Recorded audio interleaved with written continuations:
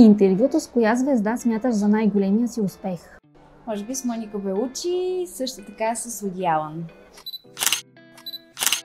Коя е най-дружелюбната знаменитост? Отново казвам Моника Белучи, изключително добронамерена и мила жена. А най-надменната? Леонардо Ди Каприо.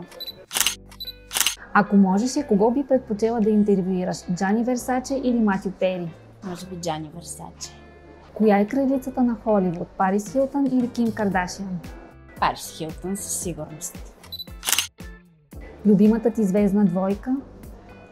Бяха Брад Пит и Анджелина Джоли, аз с днешна дата не знам, не съм сигурна. Коя е най-голямата българска звезда? Може би всички очакват да кажа Лили Иванова, в този актуален момент Мария Бакалова. Защо килимът на светски събития е червен? За да бъде огнено, красиво и отличаващо се, за да предизвиква повече хора. Какво не би облякла на Оскарите?